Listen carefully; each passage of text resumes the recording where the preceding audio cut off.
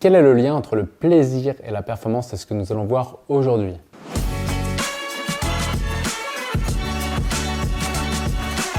Bonjour, ici Pierre, fondateur de l'Académie de haute performance. On accompagne des sportifs et entrepreneurs à être confiants et sereins dans le milieu compétitif. Et je suis aussi auteur de plusieurs ouvrages que vous pouvez retrouver en lien dans la description.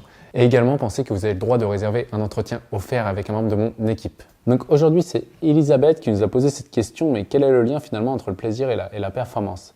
Cette question, elle est vraiment intéressante parce que ce qu'on va constater à l'Académie de haute performance, et même moi en tant que sportif de haut niveau, parfois, en fait, on se dit j'ai envie de performer et si on a le choix entre justement prendre du plaisir ou performer, on va dire mais non, mais je vais performer et ensuite je prendrai du plaisir après.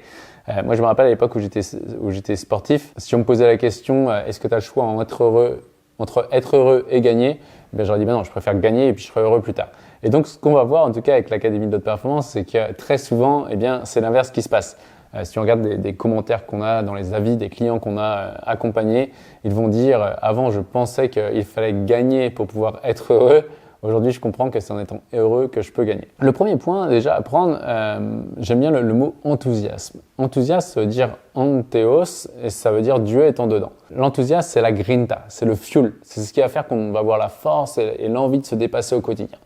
Et donc, si petit à petit, quand on a commencé un sport, peut-être parce qu'il nous faisait plaisir et qu'à un moment donné, la performance prend le dessus, l'enjeu de la performance prend le dessus sur le plaisir, et bien petit à petit, c'est comme si le moteur allait s'essouffler parce qu'on est en train de perdre notre enthousiasme, on est en train de perdre notre grinta, on est en train de perdre ce qui a fait qu'on a commencé. Et nous, ce qu'on peut voir, c'est que des fois, avec des sportifs que l'on accompagne, ils arrivent, ils oublient qu'ils ont commencé leur sport parce que ce sport leur faisait plaisir et ils commencent à surperformer. Je me rappelle d'une athlète justement avant les Jeux Olympiques qui, elle, justement, était sur une série de contre-performances de plusieurs mois. Pourquoi? Parce qu'elle était focalisée sur aller aux Jeux Olympiques. Et donc, quand on avait bossé ensemble, la première chose qu'on avait fait qu'on avait mis en place, c'est de pouvoir se détacher totalement de ne pas aller aux Jeux Olympiques. C'est-à-dire qu'on avait fait une dépolarisation de la peur que vous pouvez retrouver dans le livre Préparation mentale gagnante. On avait regardé, ok, c'est quoi le pire du pire du pire? Au pire du pire du pire, je ne vais pas aux Jeux Olympiques. Et ce serait quoi les bénéfices pour toi sur les 30 prochaines années de ne pas aller aux Jeux Olympiques? Et à l'inverse, si tu vas aux Jeux Olympiques, ce serait quoi les inconvénients pour toi pour les 30 prochaines années d'aller aux Jeux Olympiques? Jusqu'à temps qu'elle soit totalement détachée du résultat. Et en étant détachée du résultat, elle a pu se reconnecter au plaisir. Et en se reconnectant au plaisir, elle a pu reperformer simplement en quelques semaines juste derrière. Le plaisir est la clé pour la performance à long terme. Attention, on ne va pas prendre la performance que d'un point de vue que dans un seul domaine de vie. On va voir des athlètes qui performent alors qu'ils ne prennent plus de plaisir, mais à quel prix? On va voir que du coup, ils vont avoir une vie qui est désastreuse à côté. Et quand on les a en face à face en accompagnement, on va voir que clairement, ok, ils performent dans leur sport et ils sont top, mais finalement, ils ont un niveau d'estime d'eux-mêmes qui est très très bas, qui est relatif à et qui est conditionné à s'ils gagnent ou pas. Ils se croient forts s'ils gagnent, ils se croient très nuls quand ils perdent. Et donc, ils sont esclaves de leur sport et de leurs résultats. Et donc, dans la vie au quotidien, très souvent, ils sont en état vraiment pseudo-dépressif et s'ils ont un mauvais résultat, ils peuvent tomber en dépression derrière. Donc, le lien entre la performance et le plaisir, c'est que le plaisir va maintenir la performance dans le long terme. Okay? Et vraiment, quand on a ce plaisir qui est juste et qu'on est animé par ce qu'on fait et par notre compétition, c'est pas un plaisir en mode euphorique, c'est un plaisir en mode je suis content d'aller à l'entraînement, je suis content de souffrir, je suis content de m'améliorer au quotidien. Et ce qu'on va voir avec les athlètes que l'on accompagne qui tiennent le plus dans la durée et qui en plus de ça dans la vie sont quand même le plus équilibrés, ce sont des gens qui aiment profondément leur sport. Ils aiment s'améliorer en tant que dans leur sport, ils aiment devenir meilleurs dans leur sport. Okay? Ce n'est pas forcément battre les autres qui les animent, c'est surtout devenir meilleur en tant qu'individu, en tant qu'être humain, devenir meilleur sportif et à chaque fois battre le eux-mêmes de la veille. En fait, c'est tous les jours, je deviens un peu plus fort que la veille et je m'améliore parce que je kiffe simplement m'améliorer, affiner mes gestes, etc. Ce qu'on va repérer, c'est que dans les athlètes qui font leur sport parce que ça leur fait vraiment plaisir, ils sont animés par devenir meilleurs, sur le long terme, ils vont rester plus longtemps, ils vont minimiser les risques de se blesser parce qu'il n'y a pas de phénomène de compensation. Et donc, le plaisir va permettre la performance qui va être écologique par rapport à tous les domaines de vie. Donc, pour répondre, quel est le lien entre le plaisir et la performance?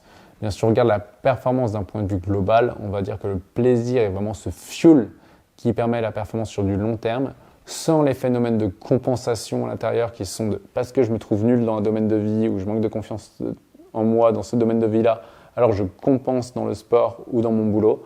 Et juste, j'y vais parce que j'ai envie et donc je suis capable de m'auto-réguler. Quand on est animé par l'enthousiasme et le plaisir dans son sport, on s'auto-régule. C'est-à-dire que si on voit qu'il y a un entraînement qui n'est pas écologique pour nous, parce que si on y va, on risque de se blesser, alors on est capable de dire non, aujourd'hui je ne m'entraîne pas, je sais que j'en ai fait assez, et je sens que c'est juste de ne pas m'entraîner. Alors que si on a perdu la notion de plaisir, très souvent on va aller à l'entraînement par peur de ne pas être à la hauteur le jour de la compétition. Et on oublie qu'en fait, avec tous les entraînements qu'on a fait, ce n'est pas un entraînement qui va faire quelque chose, mais au contraire, un entraînement qu'on va volontairement sauter va nous permettre de récupérer, d'être plus frais mentalement et donc de tout donner.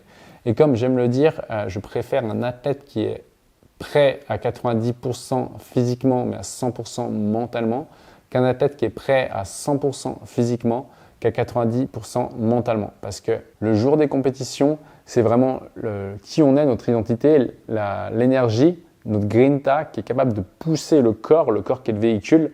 Et à l'inverse, si le véhicule est prêt, mais que mentalement on n'a plus la grinta pour pousser le corps, eh bien on ne pourra pas faire un dépassement le jour J si tout simplement dans la tête on n'était pas bien, Alors que si dans notre tête on était au top du top, mais que physiquement on était un petit peu juste, eh bien on va être capable de pousser le jour des compétitions plus loin et se dépasser. Je pense à une athlète qui justement avant des championnats du monde était malade, elle ne pouvait pas s'entraîner depuis une semaine à l'avance, et quand on avait regardé justement par la dépolarisation les bénéfices pour elle en compétition, elle m'a dit au moins je vais pouvoir tout mettre en place d'un point de vue mental et voir ce que ça peut donner. Et du coup elle avait fait championne du monde alors qu'elle était malade. Bon, elle était tombée après la compétition, mais elle était capable de se dépasser le jour J alors qu'elle était malade. Donc maintenir le plaisir et l'enthousiasme, c'est ce qui vous permet cette performance à long terme.